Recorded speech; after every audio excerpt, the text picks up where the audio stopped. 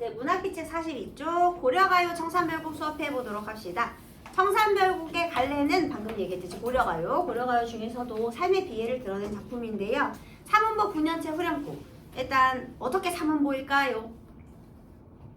살월이 하나, 살월이 둘, 낮다 셋 이렇게 삼음보예요. 그 다음에 9년체, 8년이니까 9년체 맞고요. 후렴구, 얄리얄리얄랑, 정얄라리얄라. 아, 고려가요의 특징이 잘 드러나고 있네요.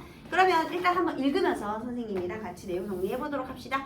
1년부터 읽어볼게요. 1년부터 4년까지만 먼저 읽을게요. 따라 읽으세요. 살월이 났다. 살월이 났다. 청산의 살월이 났다. 청산의 살월이 났다. 이렇게 중간에 끊어서 읽을게요. 머리랑 다래랑 먹고 머리랑 다리랑 먹고 청산의 살월이 났다. 청산의 살월이 났다. 얄리얄리 얄랑숑 얄라리 얄라. 얄리얄리 얄랑숑 얄라리. 네, 이제부터 후렴구 뺄게요. 울어라 울어라 새여. 울어라 울어라 새여. 자곤일어 울어라 새여. 자곤일어 울어라 새여. 널라와 시름한 나도 놀라와 시름한 나도 자곤일어 운이노라. 자곤일어 우리노라. 가던새 본다. 가던새 본다. 물아래 가던새 본다. 물아래 가던새 본다. 익묻은 장글란 가지고 인문은 장을 가지고 물아래 가던새 본다. 물아래 가던새 본다. 일인공 절인공 하야. 일인공 절인공 하야. 나즈란 지네와 손대어. 나지와 지네와 소녀. 오리도 가리도 없은 우리도 가리도 없음. 없은 바무란까지 또 어찌 호리라 이렇게 다시요. 오리도 가리도 없은 바무란 우리도 가리도 없음 바무라. 또 어찌 호리라. 또 어찌 우리라. 네, 이렇게 읽을게요. 자, 여기 살월이 났다. 어떻게 삼은 거라고요? 글자 수가요. 살월이 하나, 살월이 둘, 났다 셋. 청산에 살월이 났다 셋. 이렇게 해서 삼음보거든요. 근데 여러분 삼음보가 7호조의 삼음보도 있고 332조의 삼음보도 있잖아요. 근데 얘놈은 어때요? 332조의 삼음보죠. 여기다 쓸게요. 332조의 삼음보. 그 다음에요. 살월이가 A, B, A 무려 3번이나 반복되고 있죠. 우리 이런 걸 A, B, A 구조. 동일한 시어의 반복을 통해 운율을 형성하는 부분이기도 합니다. 그쵸? 자, 그 다음에요. 살고 싶다, 청산에 살고 싶다. 지금은요, 살월이 났다라는 표현이 없거든요. 그런데 이 살월이 났다라는 표현이 도대체 뭐야? 이거 어떻게 해석해야 돼요? 청산의 살월이 났다. 이 살월이 났다의 해석이 여러 가지가 있는데요. 먼저 첫 번째, 청산에 살고 싶다. 이렇게 해석할 수 있어요. 청산에 살고 싶다 그러면 얘는 소망의 의미가 돼요. 근데 살아야만 하는구나도 있고요. 살았어야 했을 것을도 있어요. 여러분. 다시 여기서 살고 싶다는 건 소망이고요. 가장 얘가 가장 신빙성 있겠죠. 근데 또 다른 얘는 어떻게 해석되냐면 청산에 살았으면 좋았을 텐데.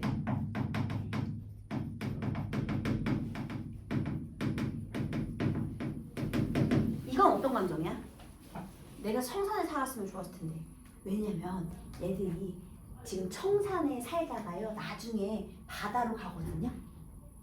여기서 고독을 견디지 못해서 바다로 가요. 그냥 청산에 살았으면 좋았을걸. 이때의 감정은 뭐야? 후회? 후회. 자, 그 다음 세 번째는요. 살아야만 하는구나.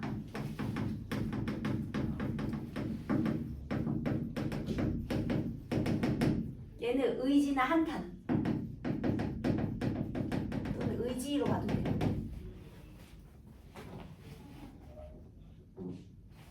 그러면 여러분 시적 화자의 위치를 한번 떠올려 볼게요. 시적 화자가요. 살고 싶다라고 얘기하든 살았으면 좋았을 텐데 라고 얘기하든 요거 두 개는 화자가 청산 안에 있어 밖에 있어?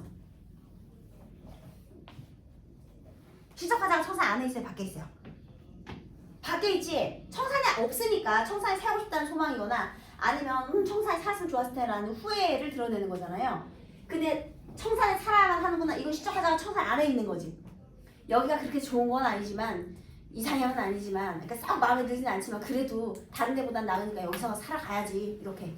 그 다시요. 이렇게 해석하면 화자가 청산 밖에 있을 때 얘는 청산 안에 있을 때 나타날 수 있는 거야. 화자의 위치까지. 근데 물론 가장 신빙성 있는 해석은 일단 이렇게 해석 한번 해볼게요. 살고 싶다는 소망으로.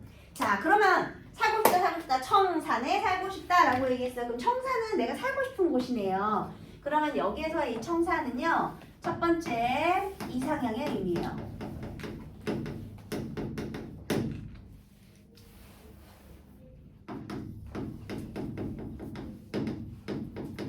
그다음 두 번째는요, 현실에서부터의 도피처예요.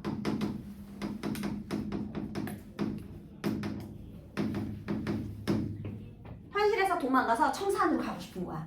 근데 여러분, 이 청산은요, 무릉도원의 이미지는 아니에요. 왜냐하면요, 얘가 청산에서 뭘 먹고 사냐면 머루랑 다래랑 먹고, 머리랑 다래가 머루와 다래예요. 너네 머루는 포도 비슷한 거, 다래가 뭔지 알아요? 우리나라에 참다래가 있죠. 참다래가 뭐게요? 키위예요, 여러분. 키위를 우리나라 말로 참다래라고 해요. 근데 너네 산에서, 너네 골드키위 이런 거야 달지. 근데 산에서 머루 따고 다래 따서 먹으면 그거 엄청 맛있을 것 같아? 약간 뜨뜨름할걸? 그리고 얘는 그냥 산에서 열매나 따먹고 살고 싶다는 거죠. 고기, 반찬 이런 거 먹고 살고 싶다는 게 아니야. 그런데 현실은 이것도 안 되는 거지. 그냥 배나 굶주리지 않고 살고 싶다 이런 뜻인 거예요. 그래서 다시요. 여기에서 아까 우리 청사는 이상향이었잖아요. 근데 이 이상향은 막 젖과 꿀이 흐르는 그런 아주 막 그런 이상향 무릉도원의 이미지는 아니고요. 그냥 현실보다는 나은 이상향이다. 이렇게 얘가 가고 싶은 곳이에요. 그 다음에 머루와 다래는요. 여기서 먹을 수 있는 소박한 음식. 그러면 얘들아, 얘는 그저 안빈낙도, 안분지족 하고 싶은 거예요. 그래서 여기서 안분지족적 삶의 태도가 드러나요. 내가 대단히 잘 살고 싶은 것도 아니야. 그냥 산에 있는 열매나 따먹으면서 그렇게 살고 싶대, 편안하게. 그래서 안빈낙도의 안분지족의 삶의 태도고요. 자, 선생님 후렴구 얘기는 딱 한 번만 할게요, 여러분. 여기가 이제 후렴구예요. 고려가의 후렴구인데 누가 봐도 리을을 엄청나게 많이 쓰고 있죠. 그래서요, 리을과 이응을 많이 쓰면 부드러운 느낌을 줍니다.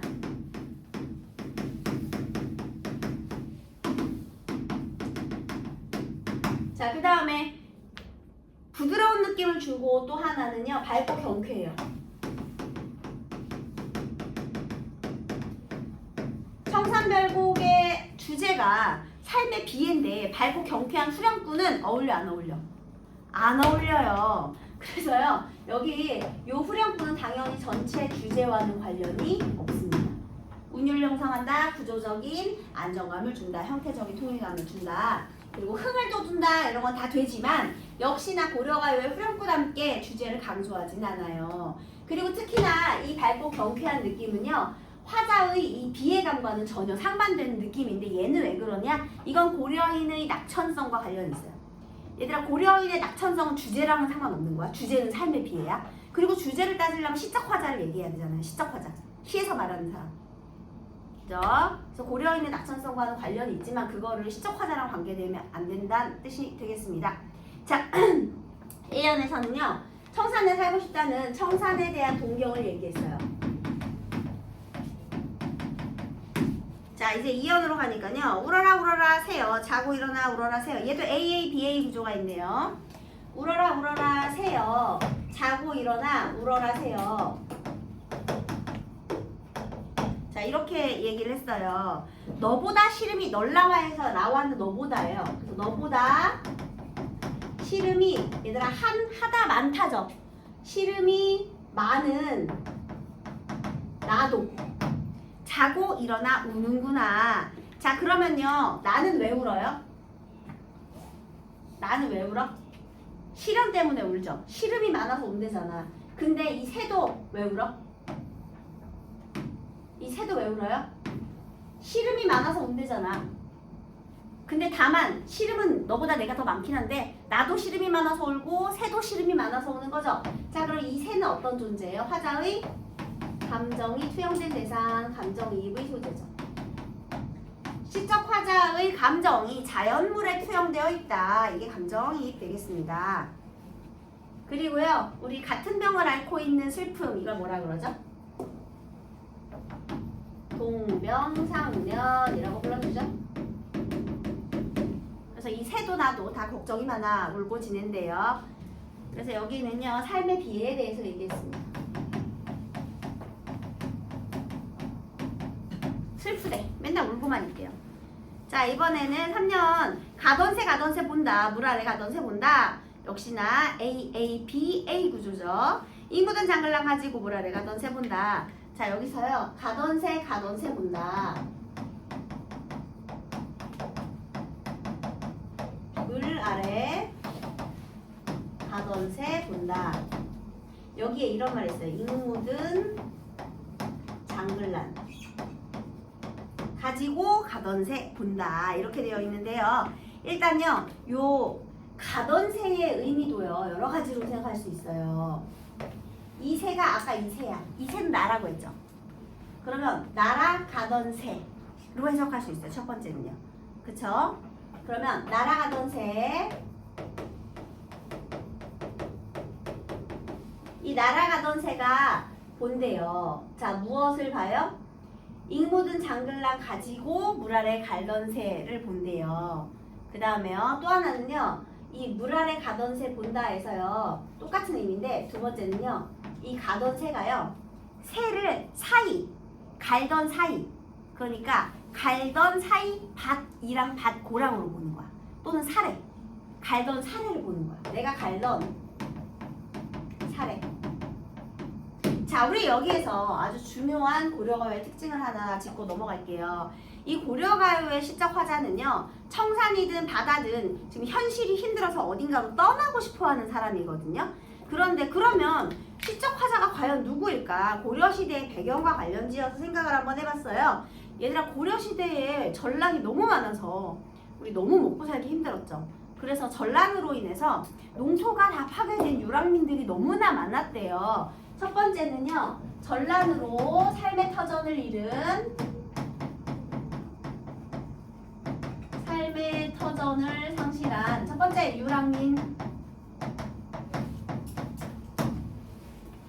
그 다음에요, 두 번째는요, 아무래도 전란이 많다 보니 무신들의 세력이 커지겠죠. 군인들 세력이 커지는 거예요. 그래서 우리 고려시대에 뭐가 일어났죠? 혹시 무신정변 들어봤나요? 왜 여러분 아시죠? 정치하는 사람들은요, 운동하는 사람, 몸 쓰는 사람, 뇌도 근육으로 이루어졌냐 그러면서 막 되게 무시하거든요. 근데 이제 이 무신들이 힘이 커지다 보니까 자기네들이 다 하고 싶은 거야. 그래서 무신정변이 일어났죠. 그래서 지식인들이 어떻게 됐어? 소외됐죠. 그래서 무신정변으로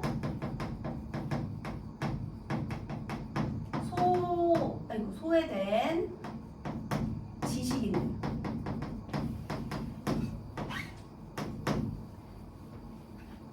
네, 이제 현실이 싫은 거야.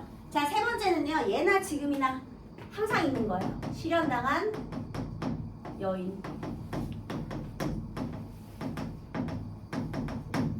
그래서 이렇게 세 가지의 시적 화자가 현실을 떠나고 싶어 하지 않을까로 우리가 한번 생각을 해볼 수가 있거든요. 그런데요. 일단 갈던 사례라는 표현은요. 저 중에서 시적 화자를 누구로 특정 지을 수 있는 거예요? 갈던 사례? 네? 갈던 사례는 이 중에서 시적 화자를 누구로 특정 지은 거니? 화자가 저 셋 중에서. 그래, 유랑민이겠지. 화자가 유랑민이라면 갈던 사례를 쳐다보겠죠. 그쵸? 그죠? 네. 그 다음에 여기서요. 이 갈던 사례 시적 화자가 만약에 유랑민이라면 이렇게 하는 거예요. 그러면 날아가던 새는 뭐냐? 뭐 다 되는데 여기서 그럼 물 아래를 한번 볼게요. 물 아래 갈던 사례를 본다라고 했는데요. 여기서 물 그리고 아래.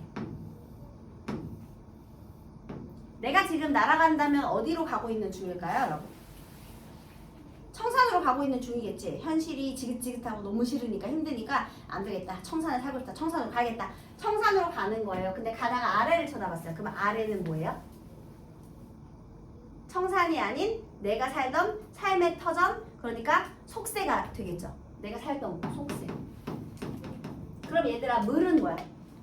물은 좋은 거야. 물은 청산이야, 얘들아. 물 아래가 속세고. 이거 물하고 물 아래 구분할 수 있죠, 여러분? 물은 좋은 거예요. 근데 물 아래 속새를 지금 보는 거예요. 그러면 얘들아, 물 아래 가던 새를 본다라고 했잖아요.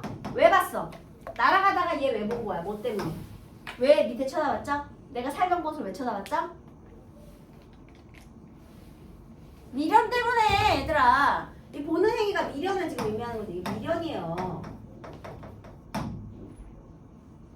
그래서요, 보는 행위가 미련이라고 한다면 내가 속세에 어떤 게 미련이 남을지를 한번 생각해 보세요. 유랑민들은 당연히 삶의 터전이어도 갈던 사례가 미련이 되겠죠. 그러면 저 무신장변으로 소외된 지식인들은요, 현실이 싫어서 얘들이 자연에 은거를 많이 했거든요. 그러니까 얘가 현실을 떠나서 자연 속에서 은거하는 사람들이 많았어요. 그러면 자연에 은거하다가 왜 날아가던 새가 그 물 아래 날아가던 새를 보느냐? 아직 남아있는 벗들을 말하겠죠. 나는 떠나는데 아직 남아있는 벗들이 걱정이 되잖아.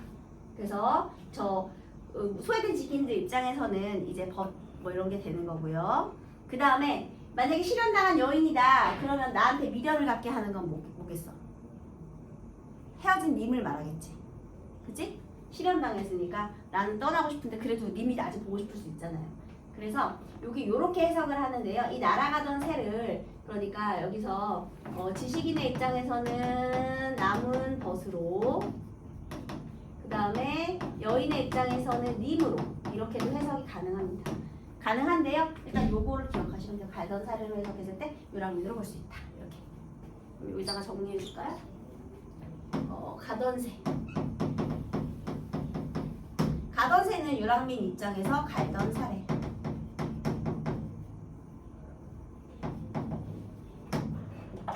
이건 미련의 대상이에요. 갈던 새가.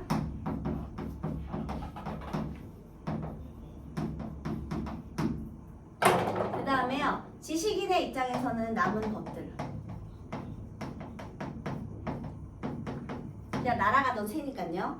그 다음에 여기에서는 여기도 새인데 여기에서는 남아있는 님을 의미한다. 이렇게 볼 수 있는 거죠. 자, 그 다음에요. 잉 묻은 장글랑 가지고 여기도 또 해석상의 이견이 아주 중요한 부분입니다. 잉 묻은 장글란은요. 이끼 묻은 장기, 장도, 쟁기 이렇게 해석할 수 있는데요. 얘는 어떻게 해석하느냐. 만약에 얘가 유랑민이잖아요. 그러면 첫 번째는요. 이끼 묻은 쟁기로 해석해요. 얘들아, 쟁기에 이끼가 꼈다는 건 농사를 지은 적이 있다는 거야, 없다는 거야? 떠나야지. 농사를 지은 적이 없잖아. 농사 안 되는 거예요. 전란 때문에. 그래서 보긴 봤는데 미련이 나와서 박긴 봤는데 이끼가 묻었기 때문에 얼마나 힘들었는지 알겠죠? 그 다음에 얘는 이끼, 녹잇은 이끼가 묻어서 녹잇은 이번에 장기, 병장기. 왜냐하면 지식인이 병장기를 휘둘러 본 적이 있어요? 그러니까 대항하려고 해도 대항할 힘이 안 되지. 떠나야겠지. 그죠? 그 다음 세 번째는요. 이끼 묻은 녹슨. 이끼가 묻었거나 아니면 녹잇은 녹슨이라고 할게요. 녹슨, 은장도. 은장도의 역할은 뭐냐면 은장도가 되게 여의들이 품에 지니고 다니는 아주 조그만 칼이거든요. 근데 얘의 역할은 상대방을 해하는 거에 있지 않아요. 내 목숨을 끊는 데 있는 거야. 은장도의 역할은 내 몸을 지키기 위한 거니까. 상대방을 해치는 게 아니고 나의 목숨을 끊는 역할을 해요. 아니 녹슬었대. 한 방에 죽겠냐? 죽지도 못해. 아프기만 해. 이거 파상풍 오면 어떡해요. 그러니까 떠나야지. 그래서 이렇게 되는 겁니다. 그럼 다시 여기 잉 묻은 장글란.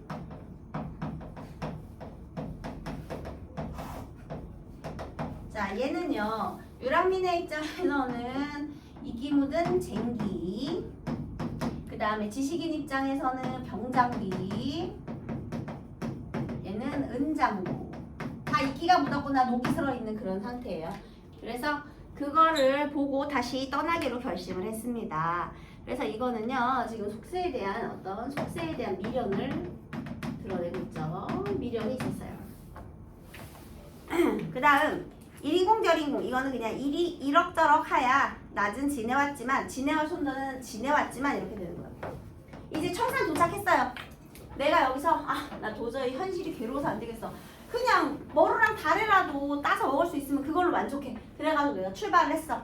가다가 내가 시름이 많아서 아니 그러니까 청산으로 가고 싶었어. 그 다음에 나 현실에서는 매일매일 우는 거밖에 할 수 있는 게 없어. 그래서 떠났어요. 근데 떠났는데 미련은 좀 남았지만 속세는 진짜 다시 생각해도 아닌 것 같아. 그래서 청산으로 가서 도착을 했어요. 낮은 이럭저럭 지냈어요. 근데 올 이도 갈 이도 없는 밤은 또 어찌하겠는가. 올 사람도 없고요. 갈 사람도 없는 밤은 어떻게 하겠는가. 얘네들이 사람이 많은 데로 가지 않았을 거 아니야. 숨어서 간 거잖아. 도망친 거잖아요. 그럼 당연히 사람이 없는 아주 깊은 산골짜기로 갔겠지. 그런데 밤에 돌아다닐 수가 없잖아. 그리고 산은 해가 빨리 져요. 그리고 주변에 사람도 없고 할 게 없어. 너무 심심하고 고독해서 못 견디는 거야. 우리가 또 인간이다 보니까, 인간은 사회적 동물이다 보니까 이 사회를 떠나서는 살기가 힘들어요. 그래서 자, 여기에 있는 이 밤은요, 절대적인 고독의 시간입니다. 자, 밤. 얘는 절대적인 고독. 자, 밤은 어떻게 하겠는가. 그래서 얘 지금 여기서 느낀 거는요, 고독과 절망 되겠습니다.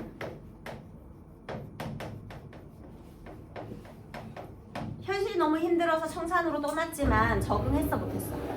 못했지? 그럼 이제 어떻게 해야 되느냐. 일단 여기 5, 6, 7, 8년에서요. 선생님이 5년하고 6년을 잠깐 보면요. 어디라 더디던 돌코 누리라 마치던 돌코 미리도 게리도 없이 맞아서 운이 놀아. 요게 5년이고요. 6년은 사월에 사월이었다 발아래 사월이었다거든요. 근데 요게 만약에 순서를 바꾼다면 청산노래 4개, 바다노래 4개 해가지고 구조장 짜임새가 조금 더 완벽해지거든요. 그래서 선생님은 이걸 바꿔서요. 6년을 먼저 해보도록 하겠습니다. 그럼 6년 따라 읽어볼게요. 살월이 살월이 났다, 발아래 살월이 났다. 사라리 사라리 났다 바라리 사라리 났다. 네, 나마자기 구조개랑 먹고 발아래 살월이 났다. 나만에게 문제랑 먹고 바라리 사라리. 자, 그 다음 5연 읽을게요. 얘들아 크게 읽어. 어디라 더디던 돌코, 누리라 마치던 돌코. 어디라 다니던 돌고 누리라 마치던 돌고 미리도 괴리도 없이 맞아서 운이 놀아. 밀도 길도 없이 맞아서 운이 놀아. 네, 가다가 들어라. 애정지 가다가 들어라. 가다가 들어라 예정시 가다가 들어라. 사슴이 짐대에 올라서 해금을 혀거를 들어라. 사슴이 실대 올라서 해금을 혀거에 들어라. 가다니 배부른 독에 설진 강수를 미조라. 가다니 배부른 돈이 설진 강수를 빚어라. 조롱꽃 누룩이 매와 작사하니 내 어디하리 있고. 서럽고 누룩이 매와 장난이 되어지기는. 자, 이번에 똑같이요. 살월이 났다. 자, 이번에는 어디에 살고 싶대요? 네, 발알에 살고 싶대요. 자, 발알은 뭐하고 똑같아요, 의미가? 저 청산하고 의미가 똑같죠? 자, 얘는 이제 두 번째 이상형이에요. 그런데 이번에는요, 현실에서의 도피처도 되지만 또 하나가 추가됐죠. 청산에서의 도피처. 요거의 의미가 추가됐어요. 그죠? 청산으로부터 또 도망쳤어. 아, 나 청산 안 돼. 너무. 얘들아, 청산에서 나온 이유는 뭐예요? 뭐 때문이야?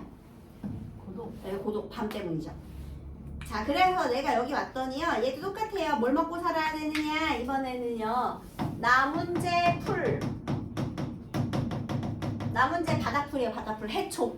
그 다음에 구조개는 굴조개. 아우, 굴조개는 조금 더 이제 그 뭐로 다른 거보다 낫지 않을까, 얘들아? 어? 풀로 국도 끓여 먹을 수 있고, 얘 미역국 같은 거 끓여 먹을 수 있잖아. 무쳐 먹을 수도 있고. 그러니까 우리 여기에서 나문재 풀이랑 굴조개 먹고 그렇게 또 살고 싶었대요. 그런데 이것도 그냥 바다 들어가면 뜯어 나올 수 있는 거니까요. 이것도 똑같아요. 소박한 음식, 소박한 삶을 큰 거 말하지 않는다. 그냥 굶지 않을 정도로 그냥 소박하게 살고 싶다. 얘기했어요. 얘들아, 우리 여기에서요. 요 물 아래하고요. 청산 바다 이게 서로 대비되는 공간인 건 아시죠? 이렇게. 청산하고 물 아래하고 서로 대비. 얘도 마찬가지. 발알도 물 아래하고 서로 대비되는 공간이에요. 자, 얘는 얘랑 똑같은 거니까 청산하고 바다 똑같은 거니까요. 그 다음에요. 내가 이번에는 그래도 바다잖아, 얘들아. 바다는 물놀이도 할 수 있고 산보다는 조금 안전한 것 같잖아요. 산짐승의 피해는 없잖아, 얘들아. 그지? 그래서 아, 조금 살만한가 했는데요. 이런 세상에 어디라 더디던 돌고 어디에 던지려던 돌인가 누구를 맞히려던 돌인가. 갑자기 뭐가 날라왔어 이번에. 돌이 날라왔어. 세상에. 이게 뭐야. 여기서 이런 말 했네요. 미리도 괴리도 없이. 미워할 이도 없고요. 괴단 사랑이야. 사랑할 사람도 없이 맞아서 우는구나. 돌만큼 울고 있어 지금. 아 이건 또 뭐냐. 얘들아 나를 겨냥해서 던진 돌입니까? 아니에요. 그냥 날라온 돌이에요. 그러면 사람이 내가 바다에서라도 조금 적응해서 살라고 어떻게든 해봤는데 여기서 또 시련이 닥친 거죠. 예를 들면 바다에 살면서 닥칠 수 있는 그 시련은 예를 들면 저기 일본에서 지진 나가지고 내가 바닷가 동해바다에 살고 있는데 거기도 지진 해일이 덮친 거야. 근데 내 또 이 삶의 터전이 다 망가졌어. 이렇게 생각할 수 있고요. 아니면 갑자기 운석이 떨어졌을 수도 있고요. 이거는 어쨌든 피할 수 없는 숙명, 운명을 깨닫게 된 거예요. 또 고생을 만난 거야. 얘도 시련인데요. 얘는 특히 피할 수 없는 운명에 대한 깨달음을 얻은 거예요. 왜 운명에 대한 깨달음이냐? 미워할 사람도 없고 사랑할 사람도 없고 누구를 맞추려던 의미가 아니에요. 어디에 던지려던 목적지가 있던 돌이 아니에요. 그냥 날라온 거예요. 왜 하필 나야? 이렇게 된 거죠, 여러분. 그럼 이제 얘가 생각하겠지. 청산이고 바다고 현실이고 나는 그저 어디를 가도 고생할 팔자구나. 이렇게 깨달을 수 있죠. 근데 내 팔자가 그런가 보다 이렇게 생각할 수 있잖아요. 그래서 얘가요. 맞아서 운다고 했대요. 아까 전에 있잖아. 청산에서는 어떻게 했죠? 그래도 살아보겠다고 바다로 떠났지. 근데 이번에 얘는 어떻게 하게 됐어? 그냥 울어버리게 됐대. 그러면 운명을 어떻게 한 거야? 받아들인 거죠. 그래서요. 여기 운명을 깨달은 거예요. 이거는 체념과 수용. 그래서 이번에는요. 운명에 대한 운명 깨닫고 체념하게 된 거예요. 운명과 체념. 돌 때문에. 에휴 청산도 안 되고 바다도 안 되는구나. 난 그냥 이렇게 힘들게 살아야 되는구나. 이렇게 된 거죠. 자 그러면 이제 또 얘가 선택할 수 있는 건 뭐냐. 이제 다른 곳으로 옮기는 건 안 돼요. 그럼 이제 뭘 해야 되느냐. 가다가 들어라. 듣노라. 애정지를 가다가 듣노라. 애정지는요. 외딴 부엌이에요. 얘들아 옛날에는 부엌이 이렇게 딱 떨어져 있는 거 아시죠? 바깥에. 왜냐면 아궁이를 불을 지펴야 되기 때문에 여기도 많이 나고 부엌이 이렇게 떨어져 있어요. 외딴 부엌 근처를 지나가다가 듣노라. 자, 뭘 들었느냐면요. 사슴이 장대에 올라 해금 연주하는 것을 듣는구나. 사슴이 장대에 올라 해금 켜는 것을 듣노라. 뭔 신박한 개소리예요, 여러분. 이게 뭐야? 사슴이 장대에 올라가서 해금을 연주하고 나빠졌대. 이게 말이 됩니까, 여러분? 말이 안 되죠? 그럼 도대체 이것은 무엇이냐? 우리 일단 여기 뒤를 보니까요. 얘가 가다가 배부른 독에 설진 강수를 비줘라. 설진은요, 여러분 덜리는 강한 술이거든요. 근데 얘가 조롱받고 누룩이 매워 나를 붙잡으니 내가 어찌하리까. 얘 지금 뭐 마셨죠? 술 먹고 마취했어요. 술이 이렇게 무서운 거야. 환각을 보여줘요, 여러분. 자, 이게 그러니까 어떻게 된 거냐면 사슴이 장대에 올라가 해금을 연주하는 걸 듣노라. 이건 뭐냐면 내가 지금 웃을 일이 없지, 얘들아. 괴롭지. 근데 너네가 생각했을 때 어떤 뭐 하나의 장면을 떠올리면 막 웃음이 터지는 그런 장면 있어요? 선생님 옛날에 그 호박 고구마 애들 그렇게 웃기더라고요. 가끔도 이렇게 아직도 유튜브 그 알고리즘에 그게 아직도 나와. 근데 난 그냥 그게 웃기더라. 예를 들면 기분이 안 좋을 때 그런 장면 하나 생각하면 좀 웃겨요. 그리고 요즘은 SNL 같은 거 안 보죠? 나이가 어려서. 근데 요즘에 그 누구죠? 지혜은하고 그 주연영이랑 MG 대 MG 해가지고 막 둘이 대결하는 그런 게 있어요. 근데 그게 그렇게 웃기더라고요. 걔네 하는 게. 내가 기분이 안 좋은데 그런 거 보면 웃음이 빵 터지죠. 그럼 얘는 뭐가 기분 좋게 해? 얘를 이런 장면을 상상하면 기분이 좋은 거야. 이런 기적이 일어난다면 내가 웃을 수 있겠다. 그래서 술 먹고 한강을 보는데 지가 이제 기분 좋은 한강을 보는 거죠. 그래서 이게 뭐냐면 기적을 바라는 절박함. 이렇게 해석할 수 있고요. 뭐 이 정도면 웃을 수 있겠다. 그리고 선생님이 생각하는 가장 합리적인 해석은 이 사슴이요. 사실 사슴 분장을 한 광대예요. 그래서요, 이 사슴 분장을 광대는 장대에 올라갈 수 있겠죠. 뭐 외발 자전거도 사는데 뭐. 그러니까 한마디로 서커스 공연 같은 거 보는 거죠. 근데 지금은 서커스인데 옛날에는 그런 걸 산대 노름이라고 하거든요. 얘를 이제 광대로 보는 거, 광대. 그러면 산대 노름을 통해 너네도 스트레스 받으면 영화 보기도 하고 연극 보러 가기도 하고 막 그러잖아요. 그러니까 유희를 통해 시름을 해소하고자 하는 거. 또는요, 어쨌든 얘가 해금을 연주했잖아요. 그러니까 산대노름이나 음악을 통해서, 음악 감상을 통해서, 그러니까 유희를 통해서 시름을 해소하고자 하는 마음이다, 이렇게 볼 수 있죠. 너네도 스트레스 받으면 가끔 이렇게 막 음악 감상하면서 좀 스트레스 날려보내고 마음 진정시키고 이럴 때 있잖아요. 어차피 어디로 옮겨가는 게 안 된다면 그냥 이런 문화생활을 통해서 내가 즐길 수 있겠죠. 그리고 이런 문화생활 즐길 때 또 빠질 수 없는 게 바로 무엇이냐? 바로 강술 되겠습니다. 그래서요, 이걸 들으면서요, 또 하나, 가다가 배부른 독에, 배부른 독, 뚱뚱한 항아리에 들리는 강술을 믿는구나. 자, 여기 또 이제 강술이 나왔어요. 이 강술은 외딴 부엌과 관련이 있겠죠. 사실 이것 때문에 찾아온 거야, 그치? 그런데 얘가 덜 익었는데 마셔야 돼. 내가 급한 거지. 조금 더 숙성시켜서 먹으면 좋겠지만 그만큼 절박한 거예요. 덜 익었는데도 먹고 싶은 거죠. 그런데 술 빚는 걸 봤어요. 아직 덜 익기는 했는데요. 봐봐. 조롱박꽃,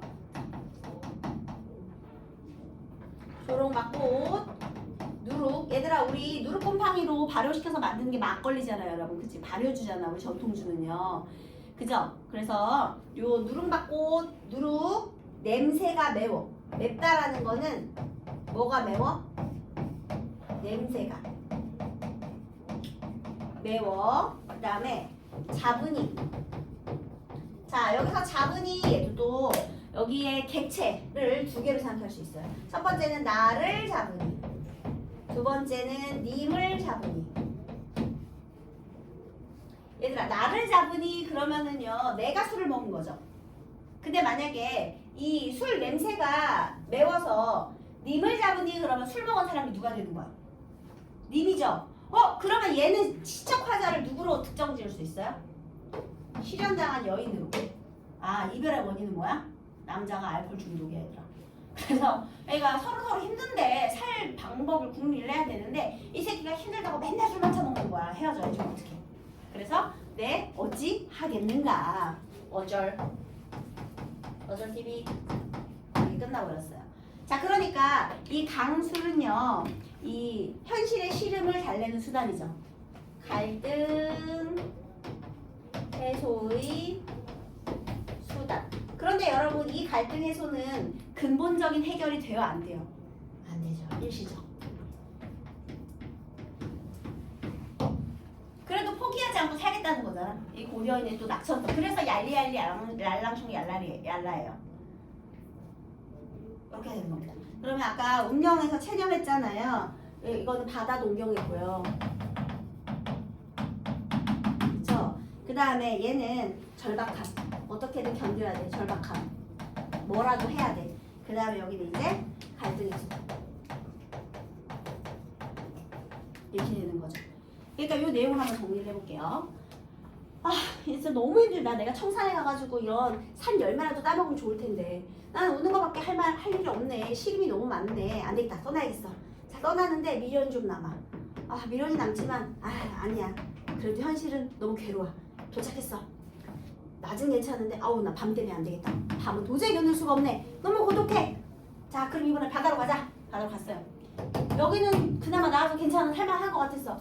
근데 이건 또 뭐야? 여기서도 또 자연재해가 날 덮치네. 피할 수 없는 어떤 시련이 날 덮쳐왔어요. 그래서 난 안 되나 보다. 나는 그냥 이렇게 힘들게 살 운명인가 보다. 어디로 가나 마찬가지겠구나. 안 되겠다. 술을 찾아가자. 그래가지고 여기서 이렇게 술을 먹고 이런 것도 생각하면서 어떻게든 그래도 시름을 해소하려는 노력을 한 거죠, 이 사람이. 왜냐면 죽을 수는 없으니까. 살아야 되니까. 그래서 그래. 아유, 뭐 술 냄새 이거 마셔야지. 어떻게 한 잔에 원샷 이러면서 끝나는 거죠, 여러분.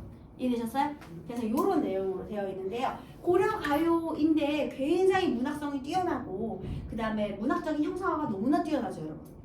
상징과 비유가 너무 많잖아요. 그래서 진짜 고려 가요에서 너무나 중요한 작품이고요. 그다음에 각각의 저런 구절을 어떻게 해석할 것인가 뭐 이런 것들도 아주 중요한 장면이 되겠습니다. 자, 그 다음에요. 우리 선생님 마지막으로 주제를 한번 정리해 볼게요. 자, 만약에요. 유랑민의 입장에서 요 주제의식을 한번 생각해 본다면요. 그래서 결론은 주제예요. 요거는 삶의 비애죠.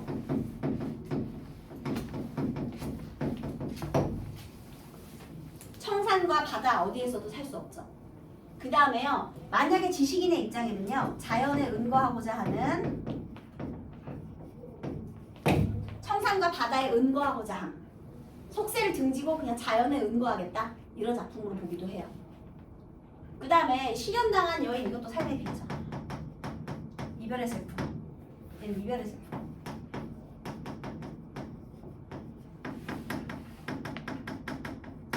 그래서 이 주제를 자연에 은거하고자 하는 마음까지 세 가지로 살펴볼 수 있어요. 우리 고려 시대에요. 이규보라는 그 수필가가 있는데요. 그 사람이 항상 흐린 거울을 가지고 다녀요. 그래서 흐린 거울을 갖고 다니니까 사람들이 물어봤을 거예요. 그게 경설이거든요. 근데 사람들이 왜 맑은 거울 안 보고 흐린 거울을 봅니까? 그랬더니 맑은 거울은 예쁜 애들은 좋아하지만 못생긴 애들은 싫어한대. 그래서 내가 사귈 수 있는 친구의 폭이 좁아진대. 근데 흐린 거울을 갖고 다니면 왜 우리 사진 찍을 때도 앱 필수잖아요, 여러분. 셀카로 찍으면 짜증나잖아요. 인스타 앱이라도 좀 켜줘야지, 그치? 그러니까 흐린 거울을 갖고 다니면 많은 사람을 포용할 수 있대. 자, 얘네들 비판하는 거예요. 자기 마음에 안 든다고 획 돌아섰지. 그러지 말고 좀 포용하는 삶을 살면 어떠냐. 그래서 얘네를 비판합니다. 거기까지 기억해 주세요. 문제 풀어보세요.